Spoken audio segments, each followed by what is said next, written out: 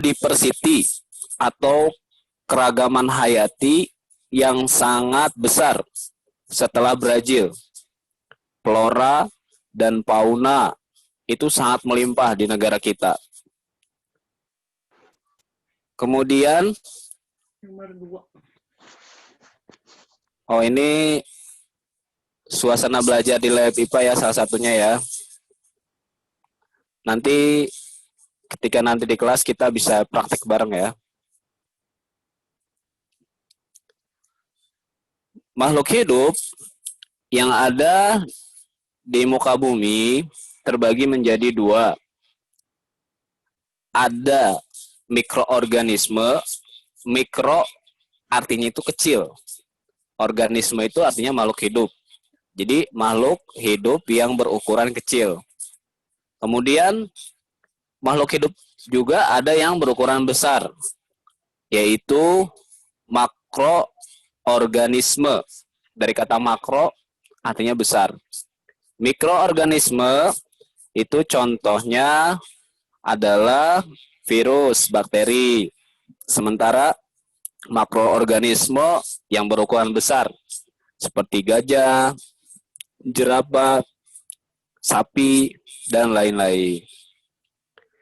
Saat ini para ahli itu sudah sangat banyak mengidentifikasi berjuta-juta jenis makhluk hidup. Tapi masih banyak juga yang belum teridentifikasi.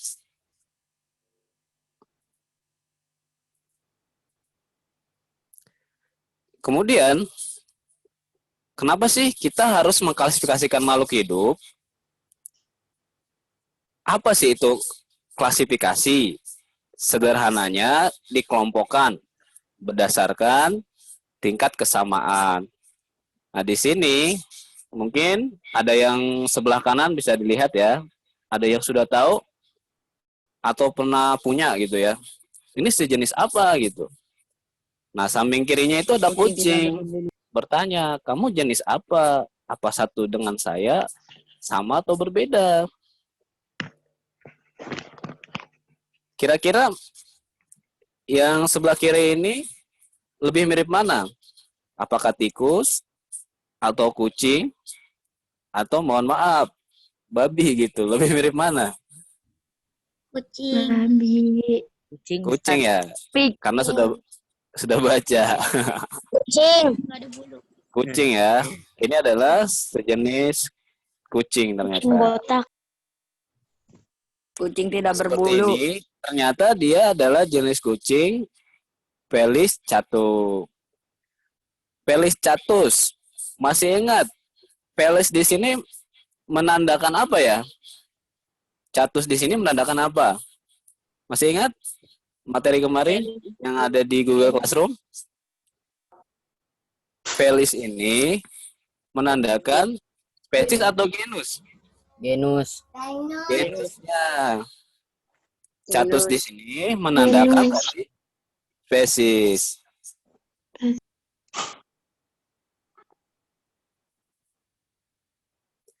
Kemudian, penting tidak mengklasifikasikan makhluk hidup? Sangat penting. Di sini adalah cara kita untuk mengkelompokkan, memilah menjadi unit atau golongan-golongan tertentu. Misalkan ikan. Ikan itu kita masukkan ke dalam golongan apa? Apakah unggas? Unggas bukan ikan? Termasuk unggas nggak? Bukan.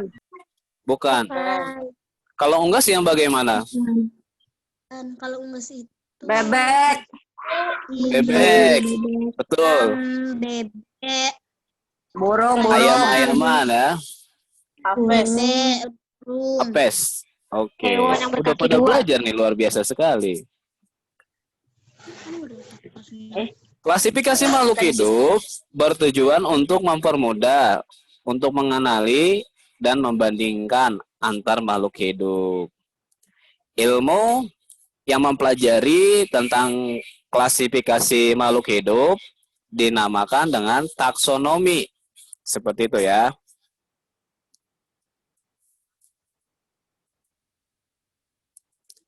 Nah, kemarin ini ada yang bertanya, Ustadz, kingdom itu apa sih kingdom?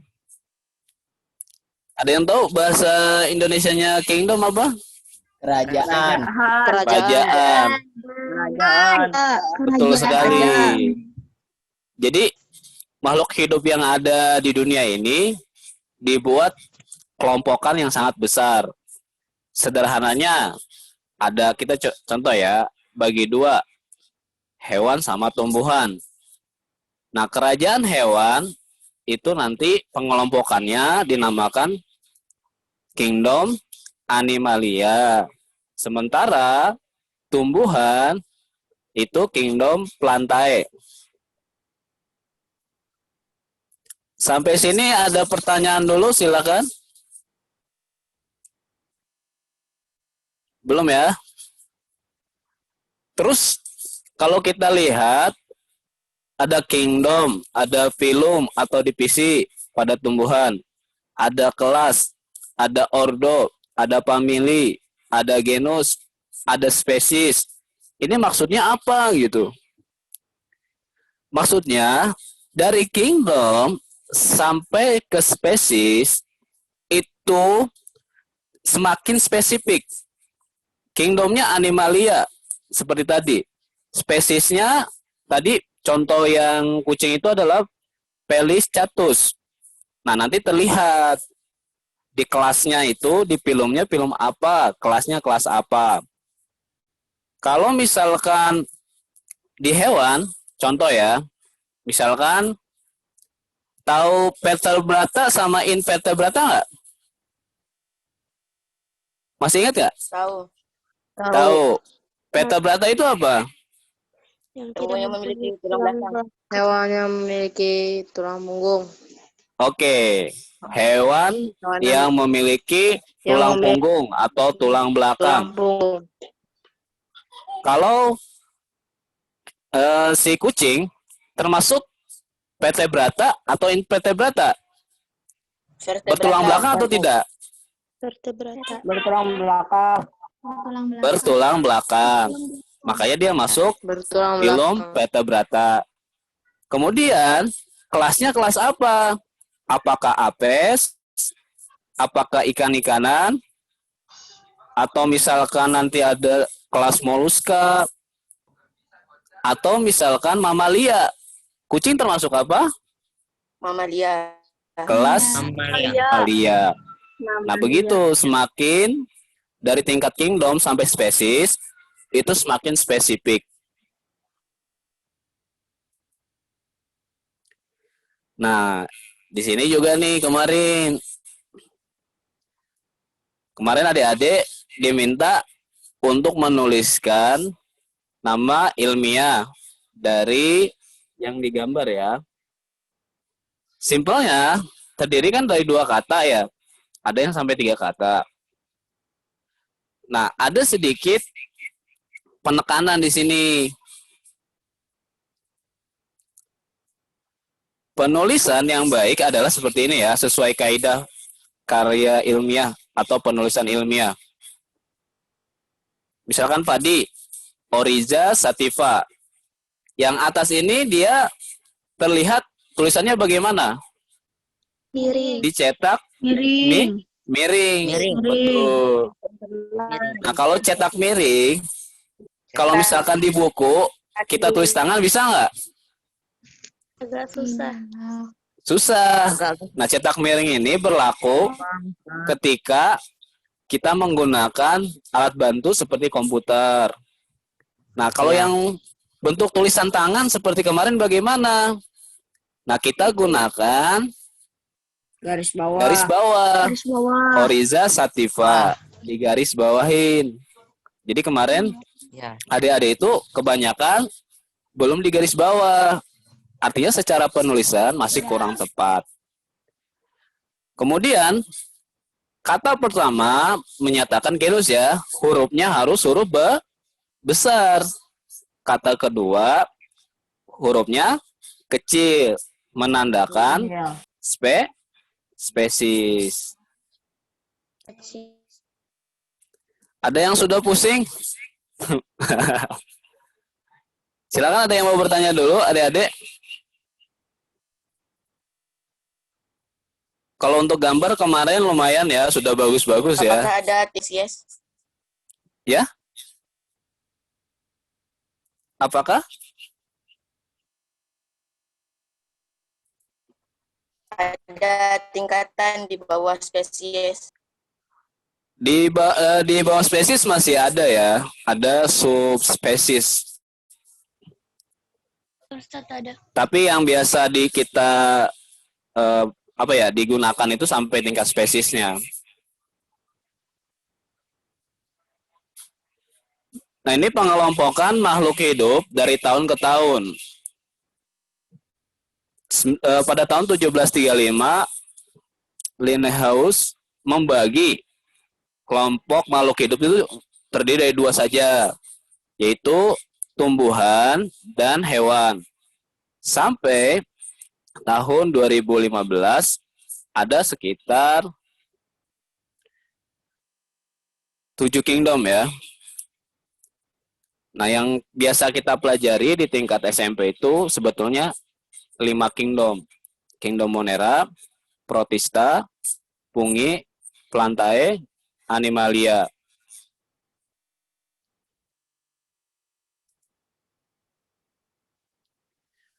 Kemudian, bagaimana sih cara kita melihat benda-benda kecil menggunakan alat yang bernama Mikroskop.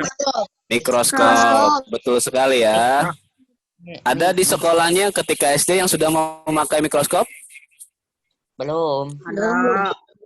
Ada. Udah. Ada yang sudah, ada yang belum. Nah, ini berbagai macam mikroskop nih. Yang SCB punya adalah yang A sama B ya. Ini pakai cahaya matahari, yang A itu mikroskop cahaya. Kalau yang B dia bisa menggunakan cahaya lampu. Kalau yang E itu mikroskop yang sudah sangat modern ya, mikroskop elektron sampai tingkat atom. Penyusun partikel makhluk hidup yang sangat kecil itu bisa terlihat. Mikroskop ini prinsip kerjanya adalah memperbesar ukuran dari sel atau materi dari makhluk hidup. Seperti kita menggunakan fitur yang ada di HP ya. Kita zoom. Nah, prinsipnya seperti itu. Ini adalah bagian-bagian mikroskop ya. Ada lensa okuler, ada lensa objektif. Lensa okuler itu yang kita akan gunakan untuk melihat.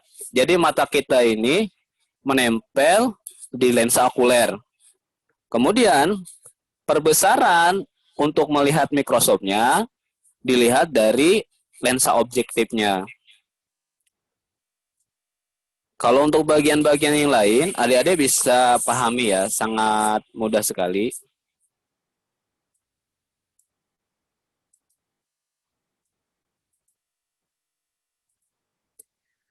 Untuk tugas kemarin, Ustadz sudah lihat dan hampir semua sudah mengerjakan ya.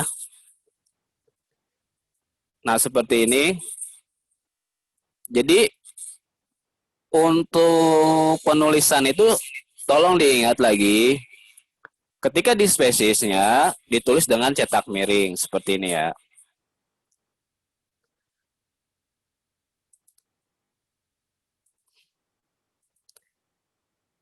Oke, silakan ada pertanyaan dulu, kita diskusi.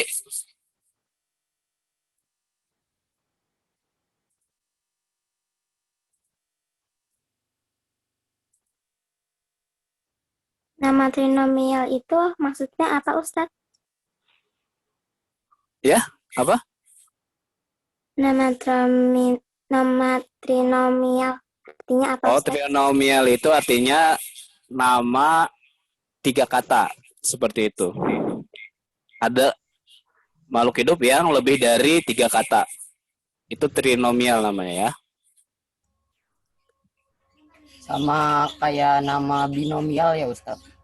Iya. Oke, ada lagi, silakan kita diskusi ya. Nanti bulan September ini sekitar tanggal 14 kita udah UTS nih. Materi yang pertama penyelidikan IPA yang kemarin, jangan dilupakan. Materi-materi yang ada di Google Classroom silakan dibaca-baca lagi. Oh iya Ustadz, ingat juga nih, yang remedial belum semua ya. Kalau yang sudah remedial, alhamdulillah nilainya udah oke semua ya.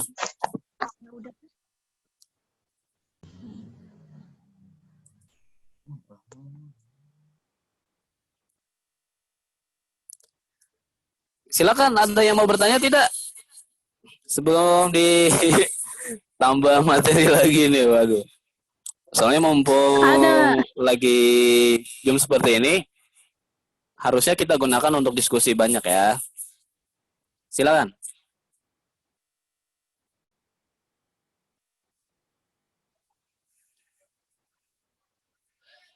Belum ada ya? Ini penjabaran lebih sederhana lagi.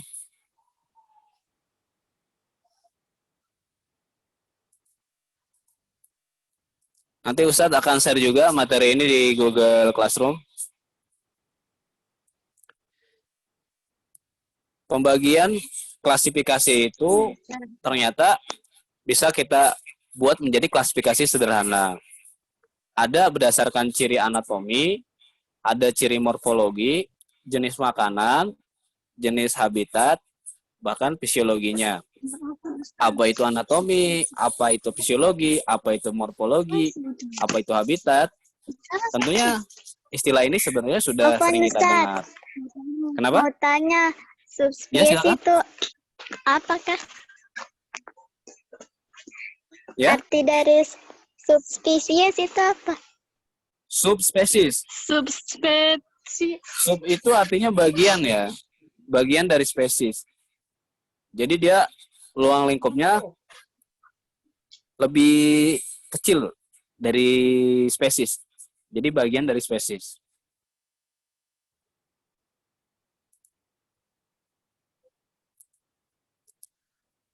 Oke, ini pembagian makhluk hidup berdasarkan jenis makanan.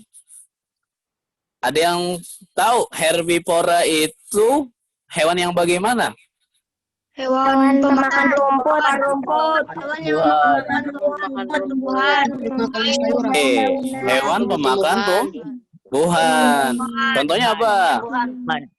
Seperti kambing, Ayam. berapa? Oke, kalau ayam, apakah itu ayam itu herbivora? Tidak. Iya. Ayam omnivora. Ayam herbivora enggak? Iya. Bukan. Bukan. Omnivora ayam. Ayam karnivora. Enggak. Pernah nggak kalian ngasih makan ayam itu rumput? Enggak. Kalau ngasih beras, ayam suka nggak? Ayam suka nggak ngasih beras? Dikasih beras? Suka. Pernah nggak ada sisa ikan? Kalian lempar misalkan ke ayam.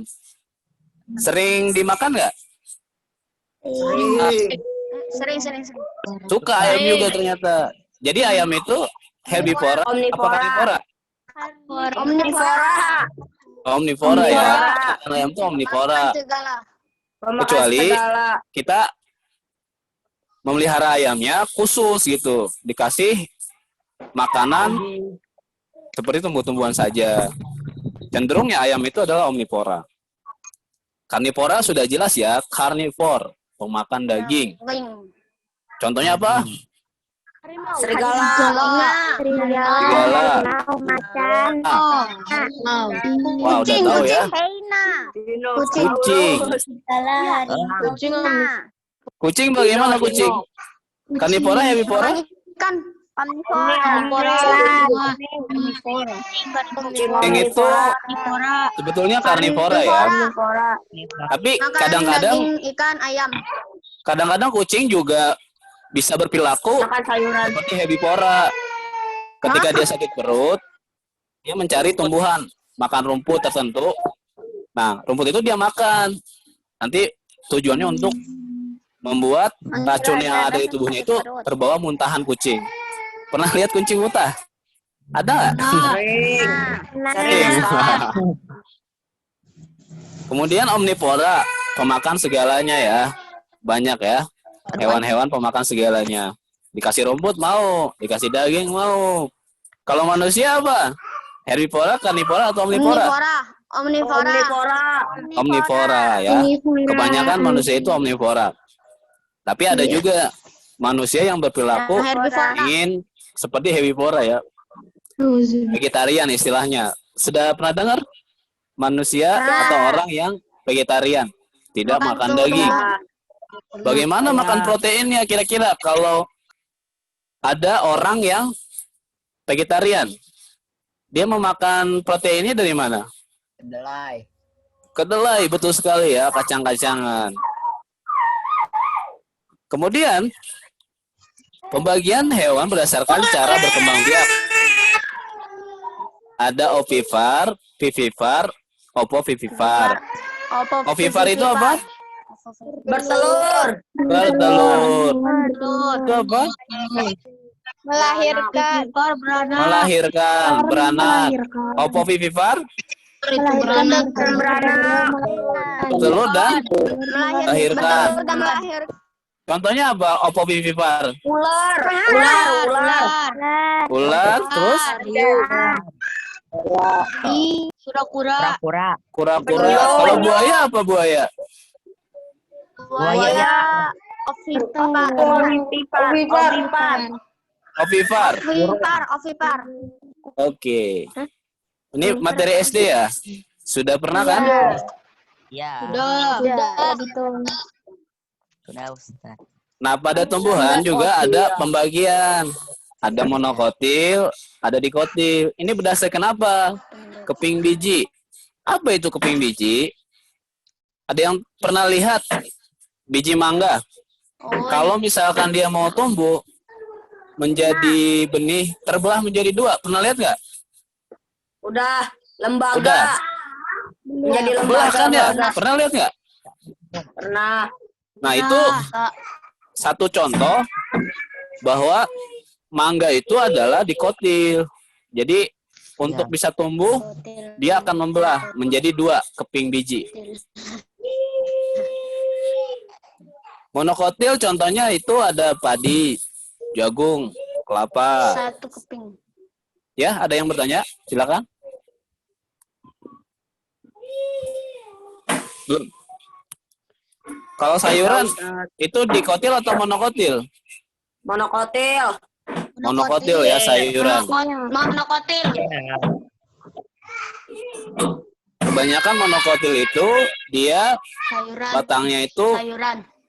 seperti sayur-sayuran ya, tidak terlalu keras. Iya. Kelapa. Ya, Ustaz. Dari akarnya ya beda juga ya. Kalau monokotil dia kebanyakan akar serabut. Kalau yang dikotil dia cenderung tunggang. Akar tunggal. Betul ya, atang tunggang. Ya.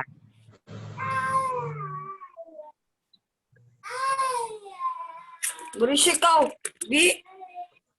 Bersiko. Kemudian klasifikasi tumbuhan lain, contohnya ada xerophyt, hydrophyt, sama Higrofit. hygrofit. Ada yang tahu? Hidrofit. Xerophyt itu bagaimana? Tahu. Apa? Tumbuhan yang hidup Di daerah yang panas. Yang panas atau kering. Betul. Kalau hydrophyt dari kata Yang hidro, tumbuhan hidup di air. air. Yang air. Kalau hygrofit, tumbuhan yang bagaimana? Di tempat yang lembab. Ya, kelembabannya yang lumayan tinggi. Xeropit contohnya apa? Jamur. Lidah buaya. Lidah buaya, kaktus. Kaktus. Oke, kalau hidropit contohnya apa? Teratai. Eceng gondok. Teratai. Padi. Apa lagi? Padi termasuk hidropit nggak padi? Iya. Padi di sawah. Pakis. Kalau hidropit, pakis. Pakis. Hidropit itu contohnya pakis, paku-pakuan, dan Jamur. Lumut. jamur, lumpur. Jamur. Jamur. Mantap sekali nih, sudah materinya sudah banyak diketahui ya. Insya Allah UTS pada bagus-bagus. Bentuk tumbuhan ada semak, perdu, herba, dan pohon. Tahu ya semak-semakan? Pohon. Perdu. Iya, Semak bisa dimakan nggak? enggak bisa. Bisa dimakan nggak? Enggak bisa. Enggak bisa. Tidak bisa. Semak itu seperti apa contohnya? Seperti itu rumput. Seperti ilalang. Ilalang, rumput ya. Banyak tuna. Bisa dimakan nggak? Tidak. Tidak. Bisa dimakan kalau mau. Tapi yang namanya daun-daunan seperti semak sebetulnya manusia tidak punya namanya enzim selulase. Kalau sapi nih kan, sapi sering makan rumput ya. Mereka sapi itu punya enzim selulase untuk mencernanya menjadi energi. Kalau manusia tidak bisa. Istilahnya adalah serat ya. Tumbuhan itu serat. Manusia itu tidak bisa mencerna serat, akan dikeluarkan lagi. Jadi kalau misalkan kita sering-sering makan daun-daunan segala macam, mineral-mineralnya itu vitamin akan kita serap. Tapi serat-seratnya yang ada cenderung akan dikeluarkan lagi. Karena manusia tidak punya enzim selulase seperti pemamah biak, kambing, sapi, dan lain-lain. Ini pembagian kingdom 2 tadi ya. Tumbuhan dan hewan. Ini pembagian 5 kingdom oleh Robert H. Whittaker. H di sini Haji ya. Robert Haji Whittaker. Percaya nggak? H di sini Haji? Enggak ya. Oke, tadi sekilas diterangkan bahwa 5 kingdom itu ada Monera, Protista, Fungi, Plantae, Animalia. Monera. Lantai. Oke, ada yang tahu? Bakteri ada yang tahu? Pernah lihat bakteri? belum pernah. Belum pernah. Ada nggak tapi bakteri? Ada. Pernah gatal-gatal di tangan? Pernah. Nah, salah satu penyebab gatal-gatal itu adalah bakteri. Karena jarang mandi, bakterinya jadi bermain-main di tangan kita, di tubuh kita. Sehingga kita terasa gatal. Bakteri itu ada yang baik, ada yang jahat juga. Bentuknya tuh macam-macam ya. Ada seperti bentuk batang, bulat, spiral, bahkan bentuk koma. Kemudian ada aerob sama anaerob. Maksudnya apa? Ada yang tahu? Aerob. Air, dari kata air. Bahasa Inggris air artinya apa? Water. Air itu di bahasa Indonesia kan, sorry. Kalau di bahasa Indonesia kan air itu apa? Air. Udara ya. Jadi aerob itu adanya makhluk hidup yang cara hidupnya membutuhkan oksigen. Kemudian bakteri bisa juga hidup tanpa oksigen, tanpa udara, atau anaerob. Jadi bakteri itu unik. Dia ada yang bisa hidup di lingkungan yang ada oksigennya, Bahkan dia bisa hidup di lingkungan yang tidak ada oksigennya. Kingdom Monera atau kerajaan Monera ini makhluk hidup yang selnya tidak memiliki membran inti, sehingga disebut organisme prokariotik. Membran inti itu apa sih? Membran itu artinya pelindung. Inti itu artinya inti dari makhluk hidup. Apa itu inti makhluk hidup? Organisme. Nanti di semester kedua ini kita akan belajar sistem organisasi kehidupan. Jadi makhluk hidup itu tersusun dari unit-unit terkecil, yaitu sel, sampai ke tingkat bentuk yang paling tingginya, yaitu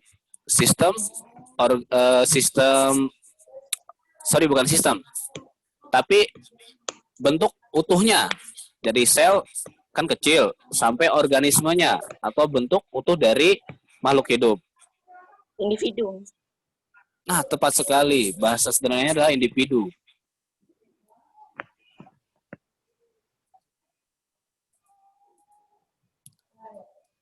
Kemudian ada ganggang hijau, ganggang biru. Ini termasuk Monera juga. Ganggang itu apa sih? Ada yang pernah lihat ganggang? Nggak tahu, Ustaz. Udah semacam kayak rumput laut. Nah, Nggak tahu, Ustaz. semacam seperti itu ya. Ada rumput laut. Itu contoh salah satu ganggang. Aduh, ada nyoret-nyoret. Ini jenis-jenis bakteri banyak sekali. Nanti adik-adik bisa baca ya. Intinya bakteri itu ada yang baik, ada yang jahat. Ini bentuk bakteri tadi. Ada bulat, ada kapsul, ada koma-koma. Bahkan ada bakteri yang ada ekornya.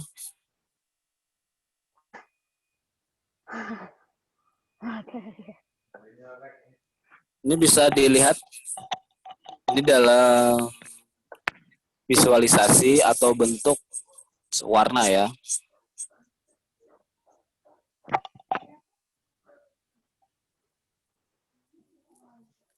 Ini contoh lain dari Kingdom Monera, Cyanophyta atau ganggang ya, ganggang biru dan ganggang hijau.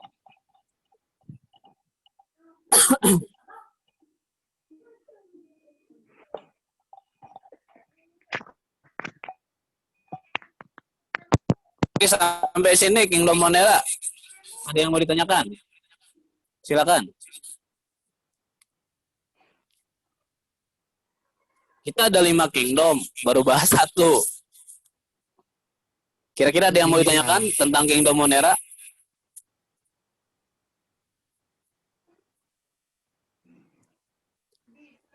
Halo semua? Masih nyimak?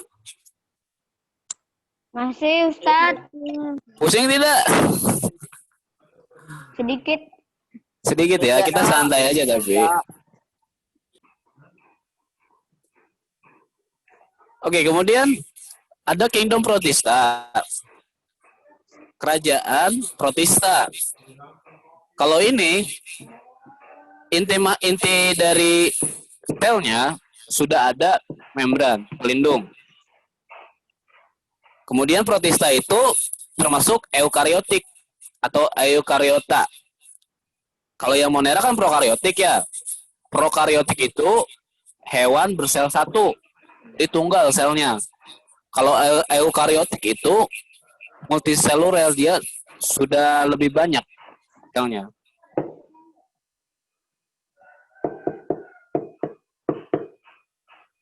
Kemudian dia bersifat protista itu heterotrof.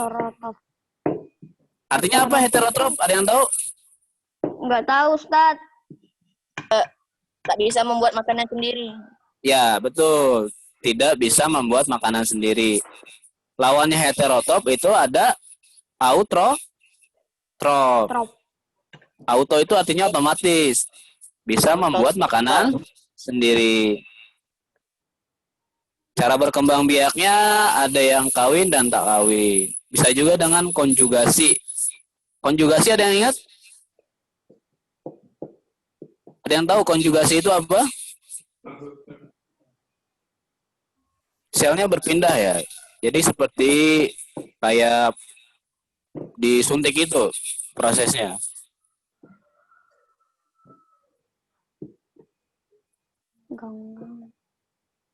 Protista ada yang mirip hewan, namanya kelompok protozoa. Kalau mirip tumbuhan, dia adalah ganggang atau alga-alga ya.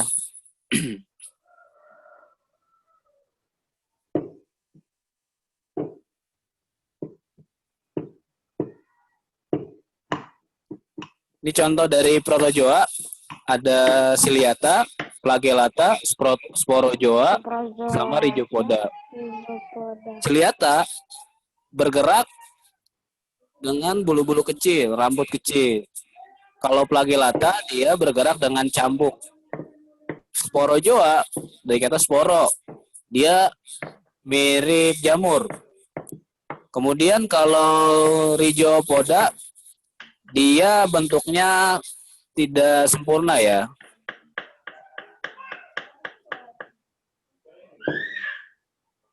Contohnya Rhizopoda itu amoeba.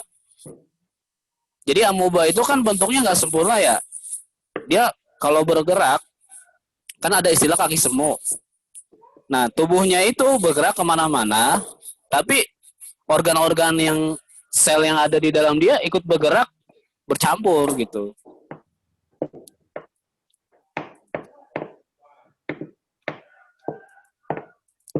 Bisa dilihat ini amoeba yang A. Nah, kalau bergerak, yang komponen yang ada di dalamnya juga ini akan bergerak juga bebas. Kemudian kalau yang Ciliata ini contohnya adalah Paramecium. Nah, di bagian paling luarnya ini ada rambut-rambut kecil. Kalau yang Flagellata atau bentuknya seperti cambuk ini untuk bergerak nih yang C ya, Euglena contohnya.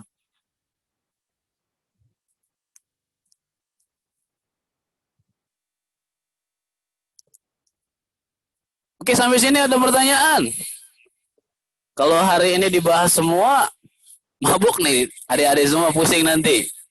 Masih sanggup nggak? Enggak. Enggak. Sanggup. Enggak ngerti. Enggak ngerti. Yang nggak ngerti siapa? Di mananya nggak ngerti? Saya Silakan bertanya ya. Rhizopoda. Rhizopoda kenapa? Rhizopoda itu dia bergerak dengan kaki semu. Maksudnya apa sih? Dia nggak punya kaki, tapi seolah-olah punya kaki bergerak. Bagian tubuhnya yang bergerak. Melata. Semacam kayak bilatung ya Ustadz ya? Beda. Kalau belatung kan dia makhluk hidup yang sudah punya sitoplasma. Sitoplasma itu apa sih? Cairan sel ya. Nah kalau amoeba, cairan selnya tuh nggak ada penyangga. Artinya komponen-komponennya itu, misalkan kan bagian sel itu, contohnya ya, sel itu kan ada organel, ada mitokondria, kemudian ada apa lagi ya? Mesosom, lisosom, dan lain-lain. Nanti kita akan pelajari semester 2 itu. Nah, ketika dia bergerak, organel selnya itu, kalau yang amoeba, Rhizopoda, ikut bergerak kemana-mana. Inti selnya juga bergerak, dan lain-lain. Tapi kalau misalkan makhluk hidup berjenis eukariotik, sudah mempunyai membran inti, si cairan sitoplasma itu sudah menampung organel selnya itu, jadi tidak ikut bergerak.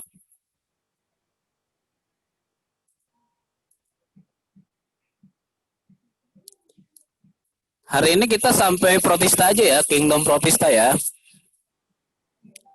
Ini kingdom protista mirip tumbuhan ganggang atau alga. Ada ganggang hijau, ganggang merah, ganggang coklat, ganggang pirang. Ganggang pirang. Kayak rambut aja. Ini contohnya ya. Ganggang atau alga seperti rumput laut ya, ada. Sering kita makan. Ada di sini yang rumahnya dekat laut? Ada ya?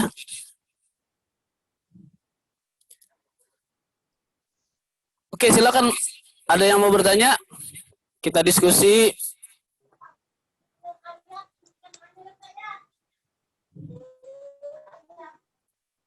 Kalau ganggang berkembang biaknya dengan cara apa, Pak? Ganggang. Ganggang itu kan dia mirip tumbuhan. Artinya dia sudah mempunyai sejenis klorofil. Seperti itu ya.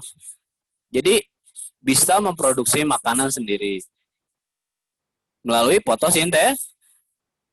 Fotosintesis.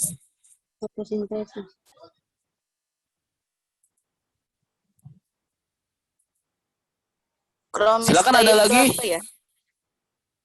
Silakan, ada yang mau bertanya lagi, silakan. Kromista itu apa, Ustaz? Apa? Kromista. Kromista.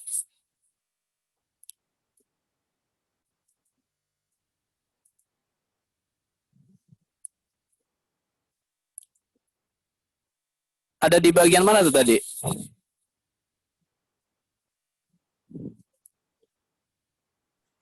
Saya baca di buku, Ustaz. Tulisannya seperti apa? Mohon maaf, Ustadz nggak bisa di komentar, ditulis dulu kromista itu kayak gimana tulisannya. Nanti Ustadz jawab ya.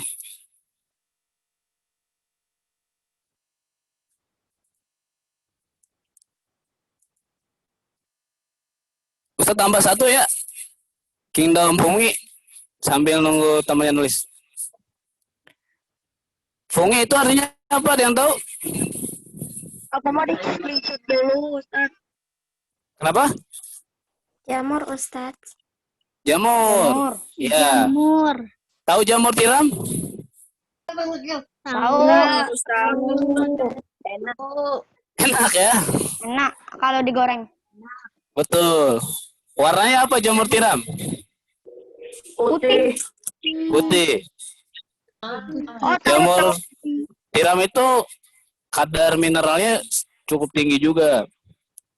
Dulu pas Ustadz kuliah, pernah ada kakak kelas meneliti tentang jamur tiram. Ternyata dia punya semacam anti kolesterol. Kolesterol itu apa sih? Salah satu, Orang yang makan banyak minyak. ya betul. Jadi kalau orang banyak minyak, cenderung kolesterolnya itu tinggi. Kalau kolesterol tinggi, ada masalah nanti dengan jantungnya, tekanan darahnya bisa dibilang nanti tinggi. Jatuhnya bagaimana nanti?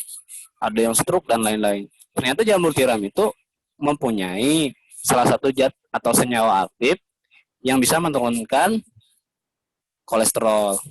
Tapi pada saat itu hasil penelitiannya itu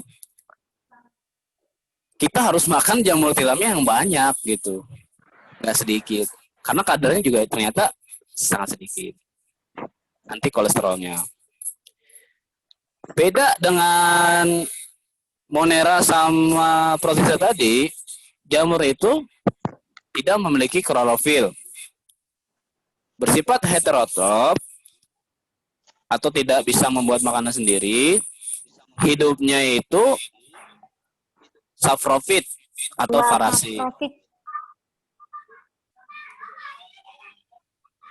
Tubuhnya tersusun atas benang-benang halus yang dinamakan dengan hifa. Halus. Kayak itu.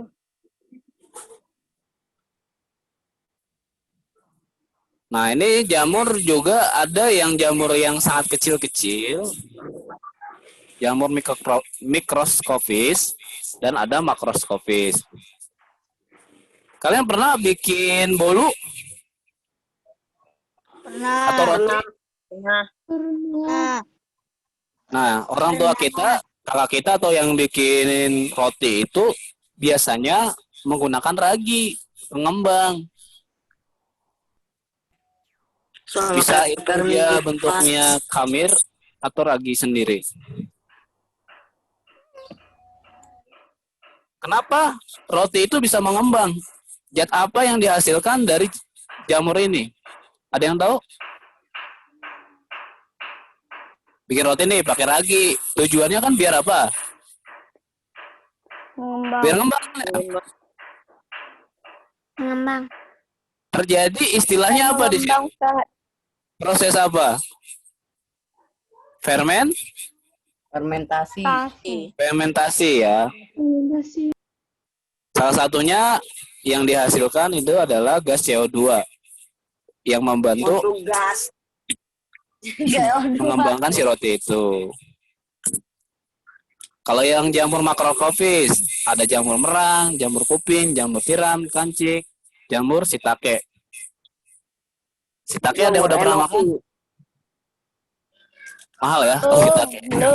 Belum. Saya juga belum pernah.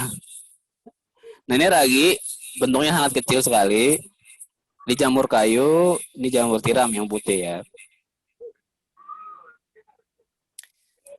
Silakan yang mau bertanya kita diskusi. Baca dulu komentarnya tadi.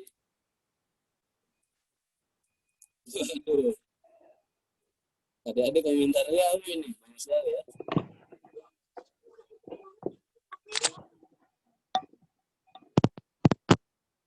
Nanti Ustadz kirim materi ini di Google Classroom ya. Ustadz, jamur kayu bisa dimakan atau tidak? Nggak bisa. Tidak. Ya enggak lah. Nah, pada dasarnya bisa dimakan kalau mau makan ya. Tapi Tidak bisa. beracun apa tidak? Kalau dia warnanya mencolok, kecenderungan itu memiliki zat racun. Kira-kira kalau menurut kalian nih, dia warnanya mencolok nggak? Jamur kayu ini mencolok, kemungkinan besar itu tidak bisa dimakan. Ustadz tidak bisa pastikan karena belum sama Ustadz diteliti secara langsung zat racunnya itu apa. Cuman kita bisa pahami bahwa jamur yang warnanya merah banget, hitam banget misalkan, itu cenderung itu berbahaya seperti itu. Tapi kan jamur kuping hinggapnya di pohon juga Pak Ustadz. Jamur kuping, Kuping. kayu-kayu.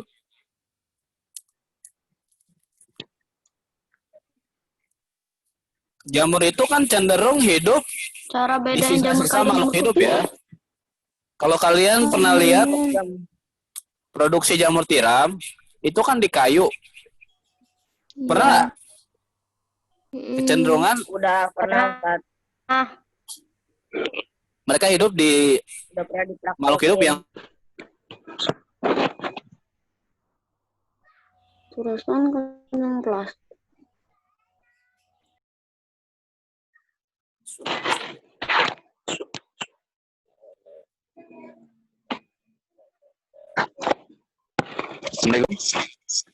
cek.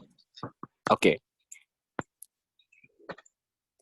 Silakan, ada yang mau bertanya lagi? Kalau di fungi pakai divisi atau film, Ustaz? Fungi pakai divisi atau film.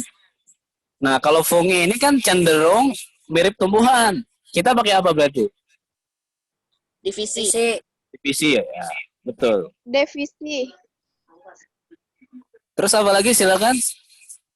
Ragi. Jamur enoki bisa dimakan nggak Ustaz? Soalnya kan katanya di berita jamur enoki udah nggak bisa dimakan. Jamur entoki. Jamur apa? Jamur yang itu di... Boleh, asal dicuci bersih, dimasak yang benar. Wah. Ada ya jamur yang kemarin ya, yang lagi viral dari Jepang ya. Ya, Iya, Ustaz. betul. Sebetulnya Jamur ragi. pada dasarnya kalau dia tidak terinfeksi oleh bakteri dan lain-lain itu bisa dimakan. Tapi memang ada keadaan di mana jamur itu terinfeksi oleh zat-zat tertentu seperti ada bakteri, kebetulan dia hidup di dekat jamur tersebut sehingga menghasilkan zat racun. Kalau yang dijual, apalagi yang kita impor dari luar negeri, biasanya itu sudah sangat ketat ya. Dari lembaga di Indonesia seperti BPOM, Badan Pengawas Obat Makanan, itu memeriksa dulu, jadi nggak sembarangan. Kalau ada yang sudah di supermarket, berarti kecenderungan itu sudah diteliti, sudah aman. Kecenderungan ya, akan tetapi bisa juga ada yang lost control. Artinya ada saat dimana ternyata si jamur itu racunnya itu aktif ketika sudah di Indonesia. Ada yang seperti itu. Dulu juga pernah ada minuman bayi ya seperti susu formula itu juga diisukan ada bakteri jahatnya juga. Silakan ada lagi. Ustadz, jamur ragi tumbuhnya di mana? Jamur apa? Ragi. Oke, jamur ragi tumbuhnya di mana?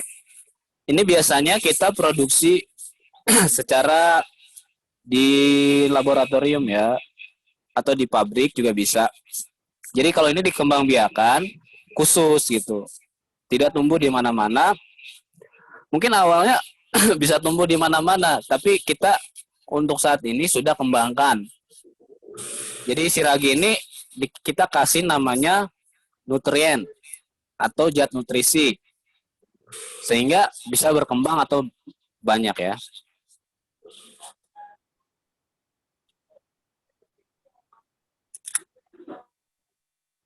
Kalau untuk kingdom tanaman sama hewan nanti kita lanjut nanti ya.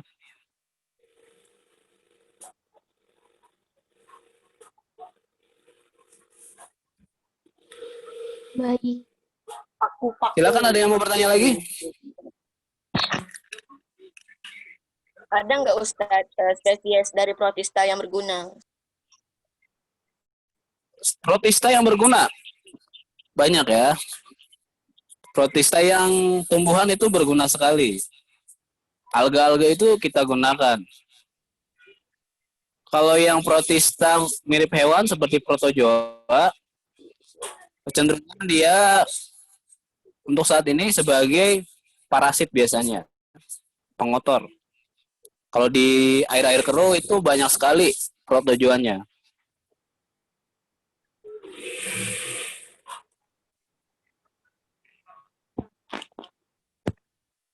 Nah, kalau yang seperti ini nih, amoeba, paramecium, euglena. Paramecium itu di air seperti di sungai, di sawah, itu sangat banyak sekali. Kalau kita minum air sungai kita minum nih, bagaimana kira-kira rasanya? Nggak enak. Akan mules nggak? Sakit perut nggak? Agak pernah. Kalau airnya kotor, bisa sakit perut. Belum pernah. Salah satunya adalah karena banyak protista seperti ini. Meskipun ada limbah-limbah lain ya, tentunya yang membuat tubuh kita itu bisa sakit perut.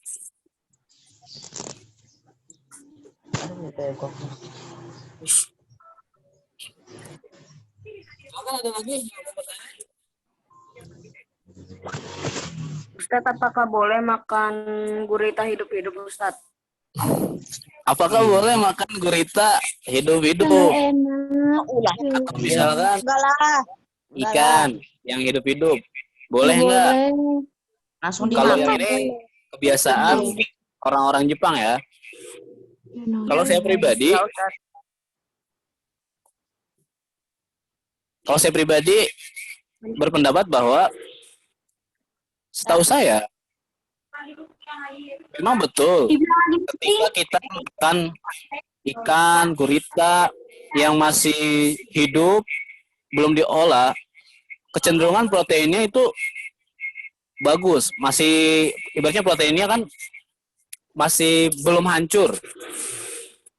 Protein itu sangat mudah rusak akibat panas. Bahasa sederhananya itu dia terdenaturasi.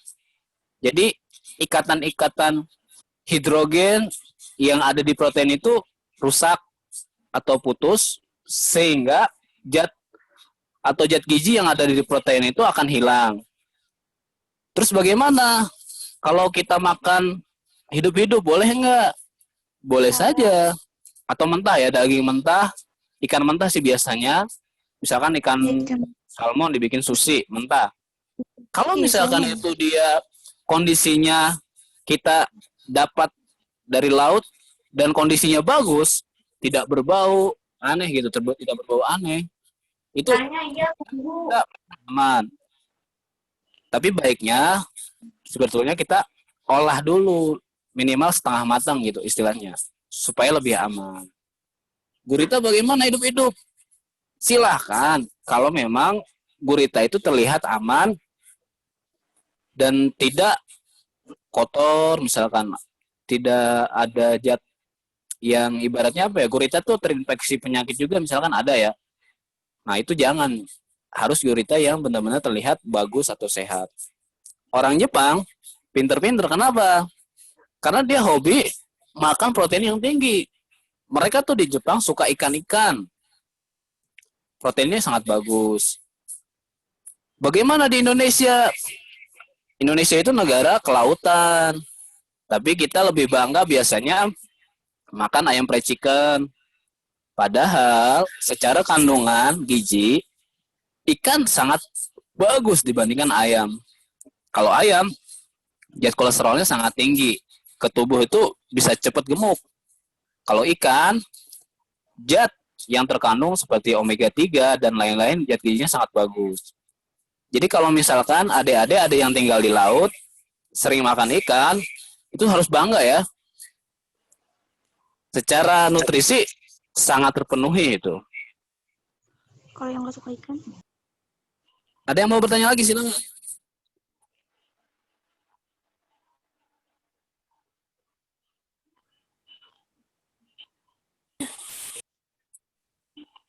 Nggak, Ustaz.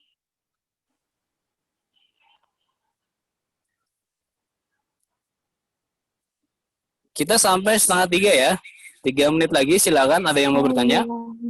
Baik, Ustaz.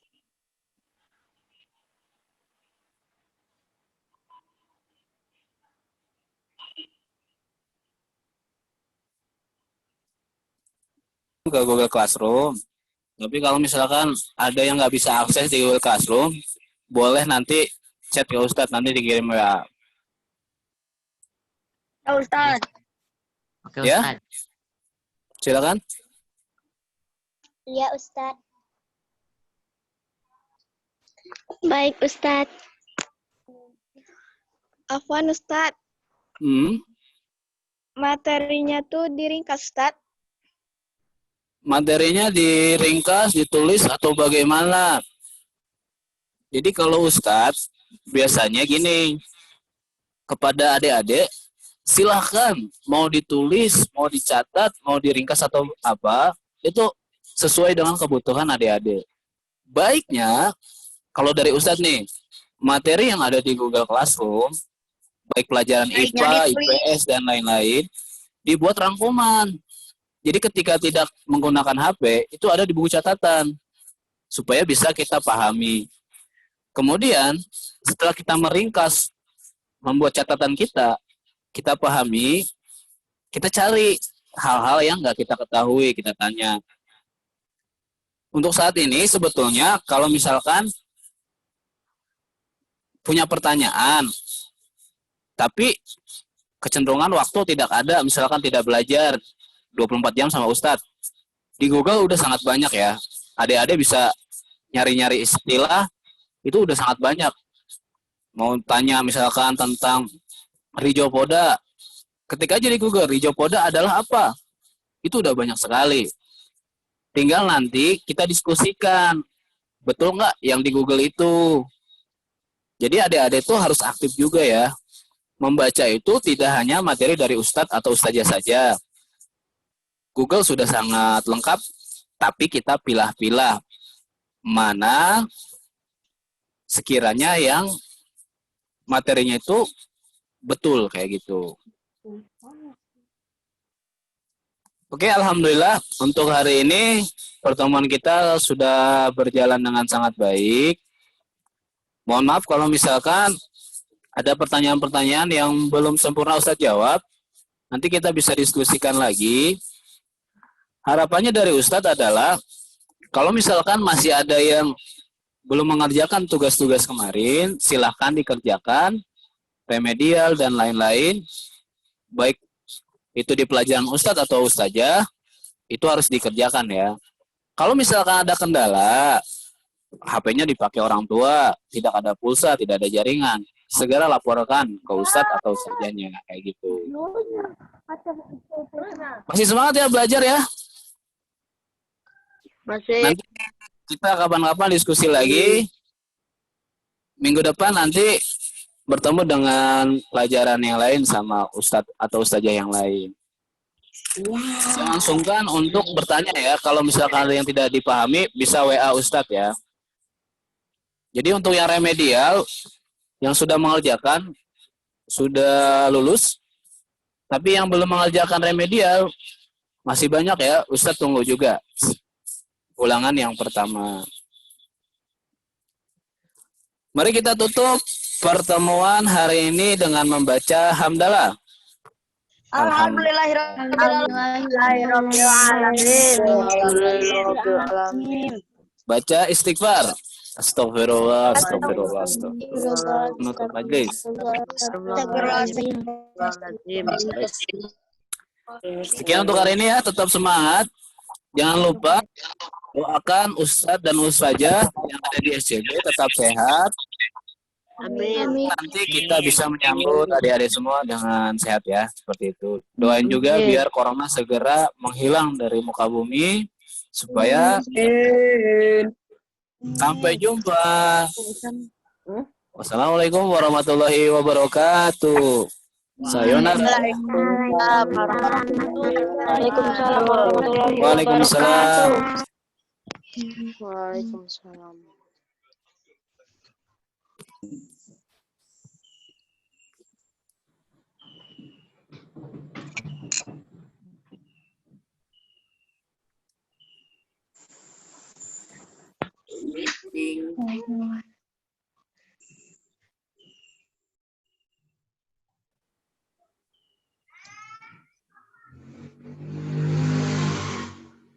Ih, ganun usah ngateki ya mah.